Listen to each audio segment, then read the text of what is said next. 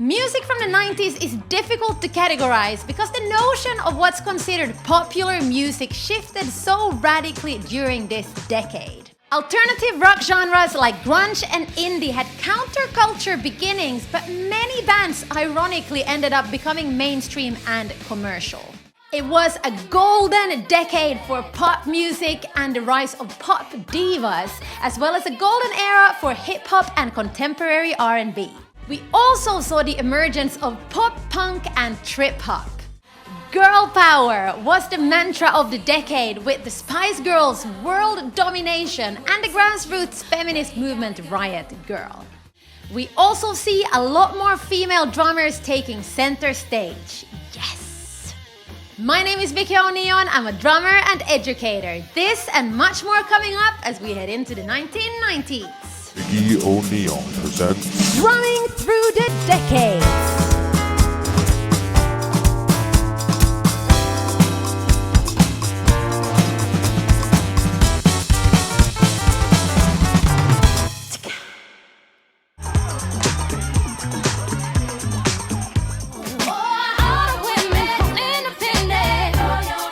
Let's start off by noting that the 90s was truly the decade of the female, where women had careers that affirmed their independence and they were confident in their own skins and in what they could accomplish.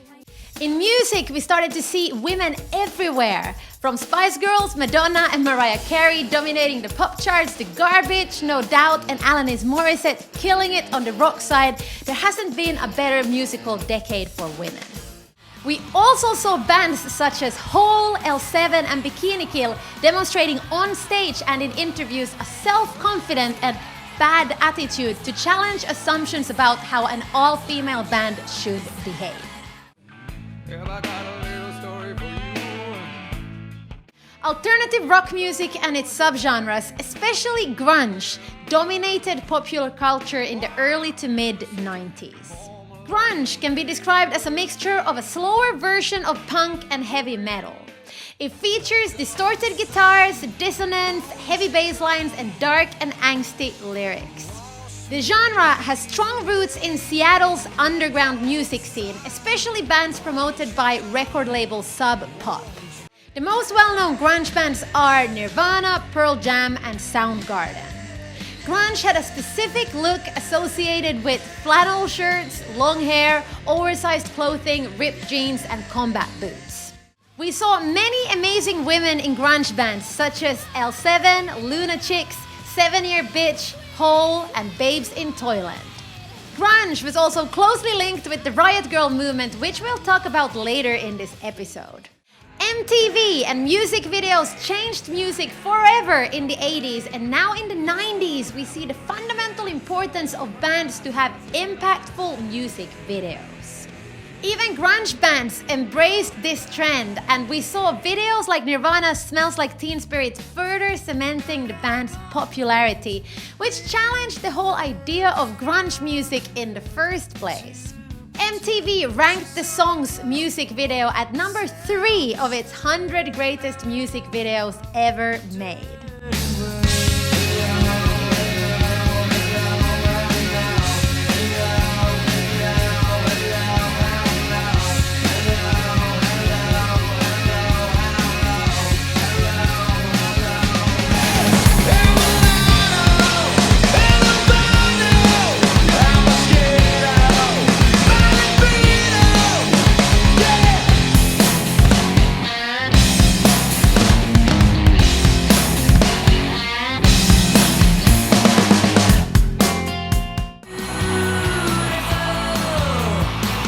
Patty Schemel played drums in the band Hole, founded and fronted by Courtney Love. Before Hole, Patty played in the Seattle all-female punk rock band Doll Squad and was considered for the drum throne in Nirvana before Dave Grohl ended up getting the job. Kurt Cobain's wife Courtney took Patty on board instead. Hole's second and most successful album, Live Through This, caused people to really take notice of Patty's drumming, and in 1995 she became the first woman drummer to appear on the cover of World Drum magazine. She has also been involved in causes related to women's recovery from drug addiction and works as a mentor at rock and roll camps for girls. Dee Placas is the drummer in the American grunge band L7, who achieved major success in the 90s and reformed again in 2014. The band has been described as one of rock's most volatile and respected acts, with a sound that's unique and unforgiving. L7 released a number of albums, including Hungry for Stink, and their most famous song is Pretend We're Dead, and the band has a reputation for shocking its live audiences. The name L7 comes from a slang term for square and was deliberately chosen as a gender-neutral sign. In 1991, they formed a pro-choice women's rights group called Rock for Choice, which for a decade held concerts featuring artists like Nirvana, Red Hot Chili Peppers, The Bangles, and Rage Against the Machine. A documentary film about the band called L7 Pretend We're Dead premiered in 2016. Dawn Richardson was the drummer in the hugely popular alternative rock band 4 Non Blondes. Their album Bigger, Better, Faster, More spent 59 weeks on the Billboard charts, and the album's second single, What's Up, became a massive radio and MTV hit, receiving gold and platinum record sales. 4 Non Blondes won international fame, and they were touring with artists like Bob Dylan, Aerosmith, and Prince. Dawn herself also toured with artists like Tracy Chapman. Dawn is also a drum teacher, and she has released a series of educational drum books and videos.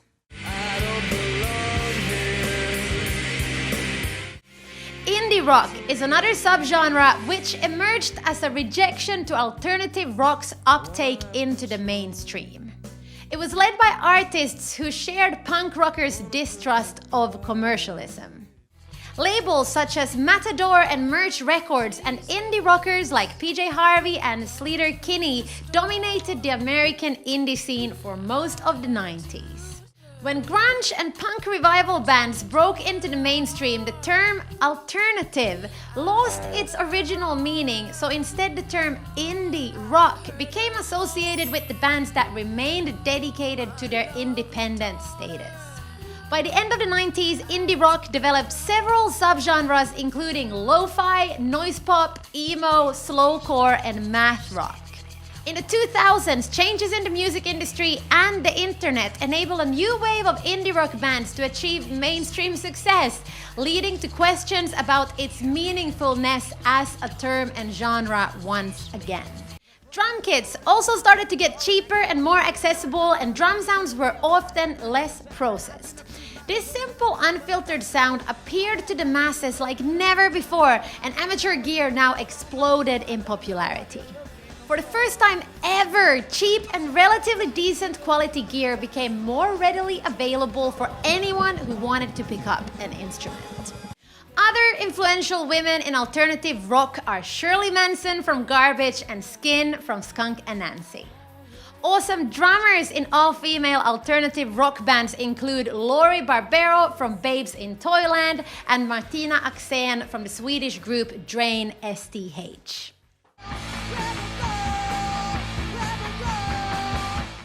Riot Grrrl is an underground feminist punk movement that played a key role in changing the musical landscape of the 90s by introducing women's perspectives on frustration, depression, and anger. Bands like Bikini Kill, Bratmobile, L7, and Huggy Bear are associated with the movement, addressing in their music issues such as rape, domestic abuse, sexuality, racism, patriarchy, and female empowerment. The movement started in Olympia, Washington, with young women who created garage bands and homemade magazines, so-called zines, that covered a range of political and feminist topics. Bikini Kill was a key instigator of the Riot Grrrl movement. Toby Vale, the drummer in Bikini Kill, created one of the first punk zines, Jigsaw, to explicitly address gender issues. The band wrote songs together and encouraged a female inclusion at their live shows, urging women to come to the front of the stage. Kathleen would also dive into the crowd to personally remove male hecklers. Riot Grrrl blasted feminism into the future, centering the needs of a new generation by exchanging manifestos and promoting a do-it-yourself culture. Music was the vehicle. They promoted the idea of, quote, girls learning to love themselves and each other against those forces that would otherwise see them destroyed or destroy themselves. By the mid-90s, Riot Grrrl was receiving constant attention and misrepresentation by the media, which eventually killed the movement. But the seeds were sown for a long-lasting impact, and in the early 2000s inspired the international girls' rock camps that now inspire girls and other gender minorities to rock all over the world. All the small things. Pop punk combines the textures and fast tempos of punk rock with melodies and chord progressions from pop music. It's distinguished from other punk genres by drawing heavily from 60s bands such as the Beatles and the Beach Boys. In 1993, Green Day and Bad Religion were both signed to major labels, and a year later, pop punk was exploding in mainstream popularity, which revived the interest in punk rock in the 90s. MTV, the Warped Tour, and radio stations such as Los Angeles KROK-FM played a major role in the genre's mainstream success. With punk rock's renewed visibility came concerns that the music was being corrupted by the mainstream. Some punk rock fans criticized Green Day for selling out and rejected their music as too soft, pop-oriented, and not legitimate punk rock. They argued that by signing to major labels and appearing on MTV, these bands were buying into a system that punk was created to challenge.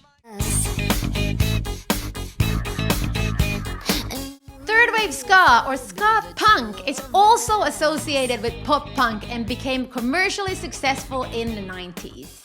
Examples of third wave ska bands include Fishbone, Sublime, and No Doubt, who received significant mainstream success.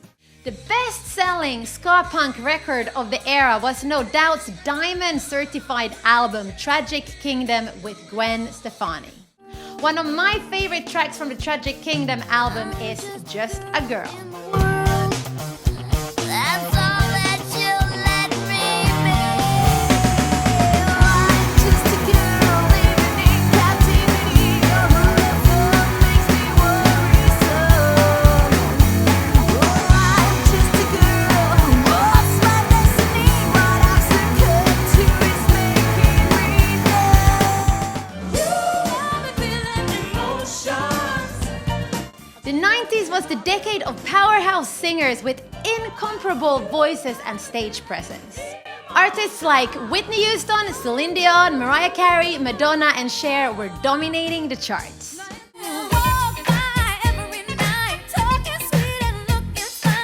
In 1995, Mariah Carey became the first female to debut at #1 on the Billboard Hot 100 with her single Fantasy.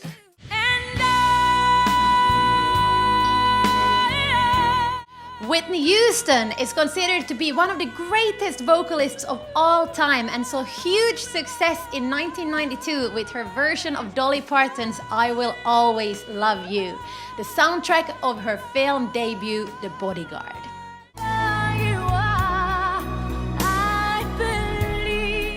We also had Celine Dion, who's known for her power ballads, especially the 1997 hit My Heart Will Go On from the film Titanic.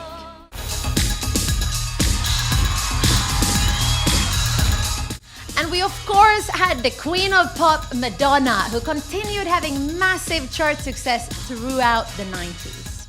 Several other solo female artists also achieved pop superstardom, which inspired an annual televised concert, VH1 Divas, which premiered in 1998.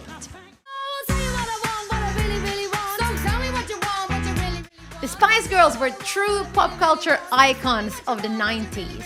With their girl power mantra, the Spice Girls redefined the girl group concept by targeting a young female fan base.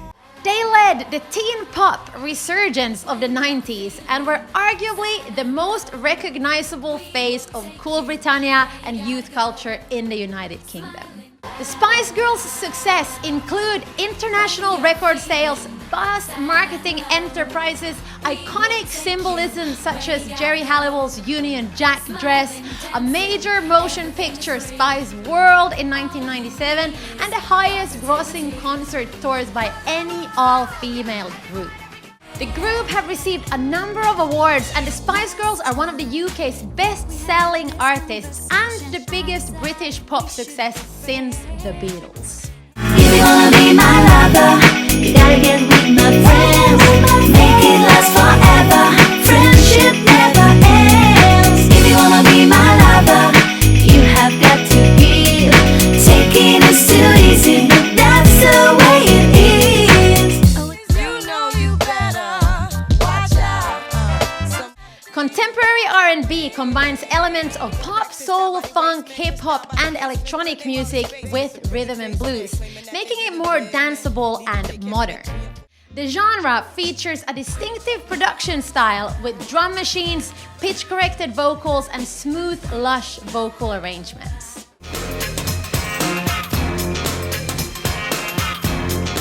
Janet Jackson's albums Control and Rhythm Nation were important to the development of contemporary R&B. Together with her producers Jimmy Jam and Terry Lewis, they crafted a new sound that fused the rhythmic elements of funk and disco along with heavy doses of synthesizers, percussion, sound effects and rap. Janet Jackson's Rhythm Nation 1814 became the only album in the history of the Hot 100 to have 7 top 5 hit singles. The concept album addressed social issues, and Janet became a role model for youth in the 90s because of her socially conscious lyrics. Destiny's Child is ranked by Billboard as one of the greatest musical trios of all time. Although they started as a quartet, the most famous lineup of the R&B group consisted of the trio Beyoncé Knowles, Kelly Rowland, and Michelle Williams. Their best-selling second album was The Writings on the Wall, which included Bills, Bills, Bills and Say My Name, and they sold more than 60 million records worldwide. The group was nominated for 14 Grammy Awards, winning twice for Best R&B Performance by a Duo or Group with Vocals and once for Best R&B Song. Two other major contemporary R&B acts are Toni Braxton, who is one of the highest-selling female R&B artists in history and has won 7 Grammy Awards. TLC is another hugely successful R&B group in the 90s who recorded 4 multi-platinum albums.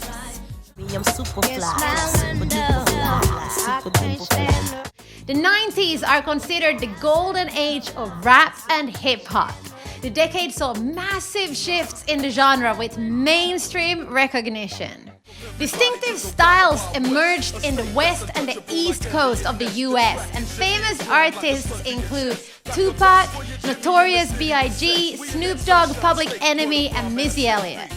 By the end of the decade, many of these artists were considered some of the most successful musicians in the pop world, transforming rap and hip-hop into one of the most influential musical movements within pop culture. Popular subgenres were New Jack Swing, Neo Soul, and Hip Hop Soul.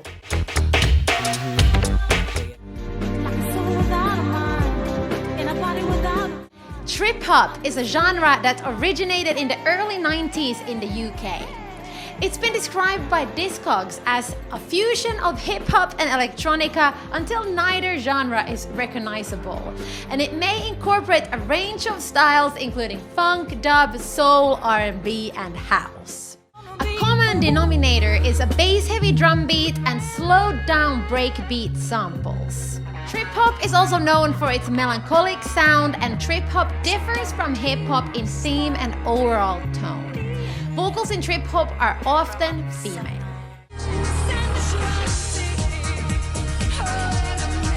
In 1993, Icelandic musician Björk released her album Debut.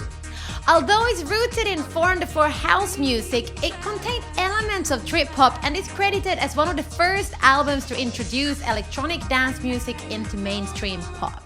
Björk embraced trip-hop even more with her 1995 album Post. And her 1997 album Homogenic has been described as a pinnacle of trip-hop music. Various other prominent artists and groups such as Janet Jackson, Kylie Minogue, Madonna and Radiohead have also been influenced by trip-hop. So let's hear some trip-hop flavors with Björk's track Army of Me. Too exhausted. And if you complain once more, you meet an army of me. And if you complain once more, you meet an army of me. And if Cindy Blackman Santana first became known as a jazz drummer with her own band, but became a rock chick in the 90s when she teamed up with Lenny Kravitz. She stayed with Kravitz for 11 years touring the world, which also gave her the opportunity to perform with people such as James Brown, Prince, Mick Jagger and Iggy Pop. Today, Cindy is best known for her work with her husband Carlos Santana, who she met while on tour with Kravitz. Cindy has established a reputation as an innovator who's always experimenting and pushing creative boundaries. Deborah Dobkin is a percussionist who can be heard on numerous recordings and live concerts with artists like Bonnie Raitt, Elton John, Melissa Etheridge, Don Henley, and Cher. She has also been in the MTV House Band, played at the Grammys, as well as several live DVDs, and that's just scratching the surface. Linda McDonald was the drummer and co-founder of the all-female heavy metal band Phantom Blue. The band got signed for their incredible musicianship, and Linda was given much credit for the band's energy, style, and sound. She's considered one of the best drummers of the 90s, and in 1997 she won the Best Drummer/Performance on Drums award at the LA Music Awards.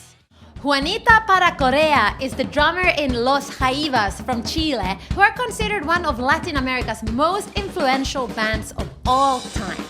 Juanita's dad, Gabriel Para, was the original drummer in the band, who sadly passed away in a car crash.